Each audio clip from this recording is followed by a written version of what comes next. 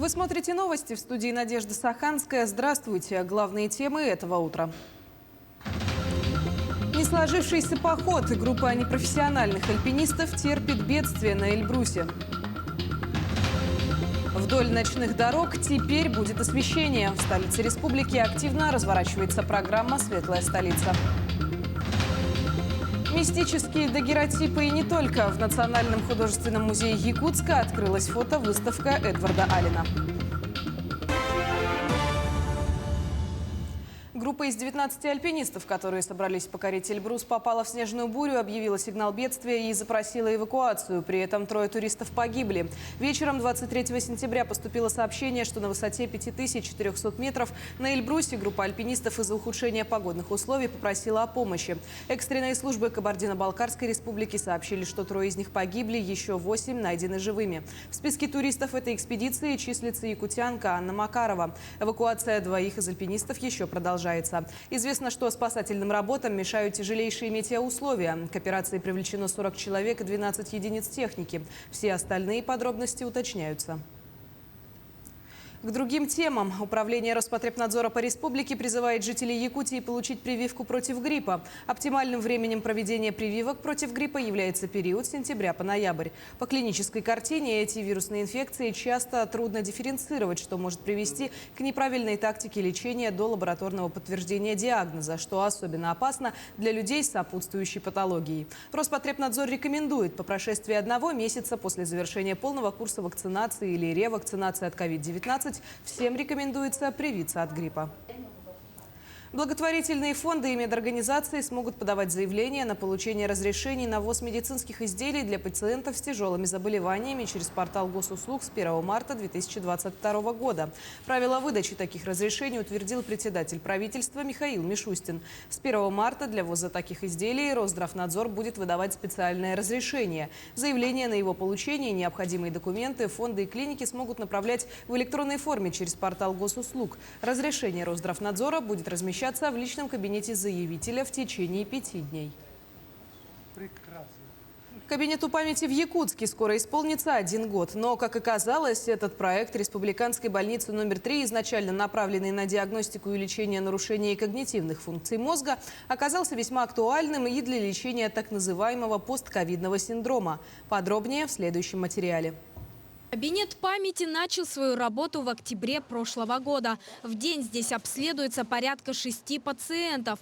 Попасть к специалистам кабинета можно по направлению терапевта или невролога. В кабинет памяти обращаются люди, которые отмечают у себя снижение памяти, либо же их родственники. Им рекомендуют пройти тут обследование. Причиной когнитивных нарушений могут быть разные заболевания, начиная от тревожно-депрессивных состояний, заканчивая деменциями.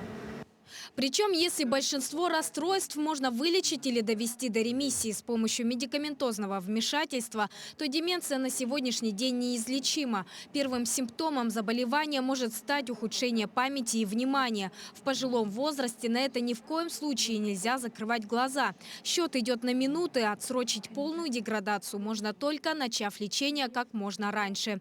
В республике в настоящее время специализированная служба помощи больным с деменцией находится в зачаточном состоянии. В этом году общественная организация «Комплексный центр медицинского и социального обслуживания населения» стала победителем конкурса Фонда президентских грантов социальным проектом «Школа домашнего ухода» для родственников пациентов с родственников тяжело больных пациентов. Мы в рамках проекта планируем совместно с Кабинетом памяти и также с органами социальной защиты города Якутска организовывать школы для родственников. Кроме того, школа будет просвещать население о подобных заболеваниях, а также оказывать медицинскую помощь тяжело больным. Между тем, врачи отмечают, все чаще на нарушение когнитивных способностей жалуются те, кто перенесли ковид. В связи с этим кабинет памяти начал работу и по реабилитации пациентов, перенесших вирусную пневмонию. За последнее время очень много обращений со стороны людей, в том числе и от молодых, которые перенесли коронавирусную инфекцию. Они тоже отмечают у себя когнитивное снижение, снижение памяти, внимания, Но пока это не исследовано, но считается, что когнитивное снижение после коронавирусной инфекции – это состояние временное, и оно развивается не у всех людей. На сегодняшний день в республике насчитывается более 230 тысяч жителей пенсионного возраста, группы, находящиеся в зоне риска, то есть чаще других, страдающих заболеваниями нарушений работы мозга. Очень важно со стороны родственников не скидывать забывчивость старшего поколения только на возраст. Иногда это может быть показанием к тому, чтобы обратиться к специалистам кабинета памяти и укрепить свое ментальное здоровье. Сарглана Неустроева, Георгий Григорьев, Якутск. Дирекция жилищного строительства республики объявила электронный аукцион на приобретение 15 благоустроенных квартир в строящемся жилом доме в городе Якутск. Закупка пройдет в рамках реализации республиканской адресной программы переселения граждан из аварийного жилищного фонда. Помещения должны иметь чистовую отделку, быть подключены к электроснабжению. Придомовая территория должна иметь детскую площадку и парковочные места для автомобилей. Согласно контракту, застройщик обязуется передать квартиры заказчику не позднее 20 ноября 2022 года. Заявки на участие в тендере принимают до 1 октября. С подрядчиком заключат контракт на 50 миллионов рублей. В качестве источника финансирования указаны внебюджетные средства. Помимо льготной ипотеки, материнского капитала молодым семьям, на сегодняшний день предоставляется несколько видов программ для решения жилищного вопроса, в том числе социальные выплаты в размере 30-35% от стоимости жилья, финансирование которых производится за счет федерального, республиканского и местного бюджетов.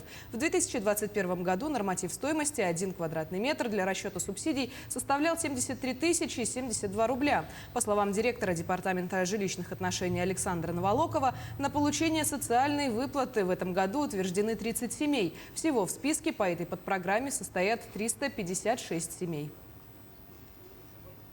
В селе Капитоновка Тулагина-Кильдямского наслега завершены работы в рамках программы «Светлая столица». Установлено 9 опор наружного освещения, смонтировано 16 светильников, протяженность линии 750 метров. Также установку опор проводят на участке по Сергелякскому шоссе от 8 километра до дома номер 25, на участке по улице Кульбертинова до улицы Студенческой, на территории Республиканской больницы номер 2, на улице Березовая роща в поселке Владимировка, на улице Кольцевой и на участке Покровского тракта до Речевой школы. Более этого, силами горсвета подключили наружное освещение набережной Талого озера в центре столицы. Отмечается, что торшерное освещение будет круглогодичным.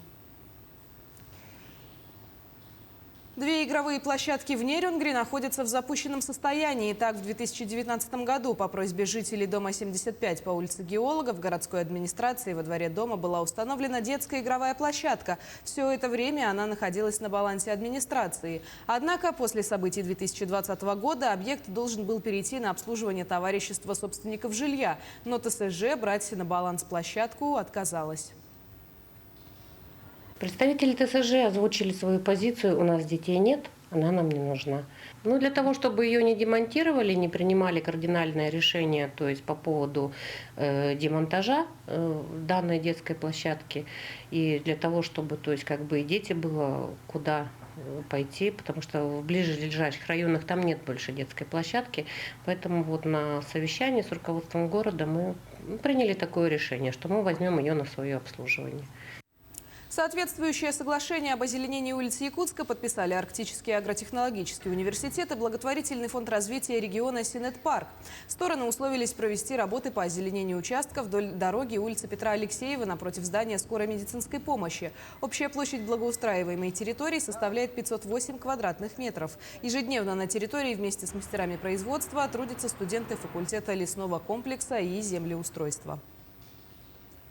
В Якутске открылась уникальная выставка архивных документов. Впервые представлены ранее рассекреченные документы по истории столицы республики, начиная с 1939 года. Именно в том году был составлен первый в истории советского периода генеральный проект планировки Якутска. Также можно увидеть схемы развития линий пассажирского транспорта со строительством троллейбусной линии, которую по плану должны были запустить в 1985 году. Выставка уникальных архивных документов открыта в здании городского архива по адресу улица Строителей, дом 18, до конца сентября. Здесь мы экспонируем впервые ранее лежащие на секретном хранении документы по истории градостроительства нашего города, которые сейчас хранятся в фонде главного архитектурно планировочного учреждения нашего города Якутска. Почему мы говорим уникальные эти документы? Потому что ранее они нигде никогда не использовались, не выставлялись для широкой общественности. Страшные воспоминания. Известная мистическая фотовыставка Эдварда Аллена открылась в Национальном художественном музее Якутска. Подробнее о представленных работах и их технике исполнения расскажет Марферина Алексеева. В Национальном художественном музее сегодня царит особая мистическая атмосфера. Приглушенный свет в холле, фотозона в мрачной тематике ко Дню всех святых. Светодиодные свечи погружают посетителей в по-настоящему интригующую атмосферу. Перед входом в выставочный зал гостям вручают фонарики. Просматривать жуткие фото придется в кромешной тьме. Пугающий антураж создает фоновое сопровождение. Плейлист, саундтреки из самых узнаваемых фильмов ужасов. Из фоторамок на посетителей смотрят на первый взгляд миловидные малыши, подростки и старики. И только повернув взгляд в другую сторону, перед нами возникает совершенно другая картина, где перед нами предстает уже призрак этого человека или призрак какого-то предмета дома. Эдвард Аллен создал свои произведения в технике стереоварио на основе оригинальных фотографий викторианской эпохи. Эти уникальные снимки фотохудожник приобретал на различных антикварных распродажах. Все портреты обработаны вручную в 3 этапа – съемка, кодирование, распечатка и фиксация на основе. На большинстве портретах изображены представители одного семейного рода. Если мы с вами окунемся в историю развития искусства фотографии, которое началось в 19 столетии, то уже тогда художники использовали наложение 2 негативов и делали снимки, когда изображен реальный человек, и в руке он, например, держит свою голову. Они, конечно, тогда не получили достаточного распространения, но, тем не менее, дали толчок развитию использования в одном снимке 2 негативов. Выставка вызвала немалый интерес у жителей столицы. Гости отметили и оценили тематическую атмосферу. Как-то не по себе, жутковато. Я узнала об этом с Инстаграма, увидела пост и решила прийти посмотреть. Стало интересно, что да как. Тем более это Вуди Аллен, всем известный. Также в выставочном зале идут показы анимационных фильмов режиссера Тима Бёртона, который известен своей любовью ко всему мрачному и мистическому. Погрузиться в атмосферу Хэллоуина, оценить пугающие портреты и заодно посмотреть готические мультфильмы жители и гости Якутска смогут до 9 января. Марферина Алексеева, Джулус Иннокентьев, Якутск. На этом наш выпуск завершен. До встречи.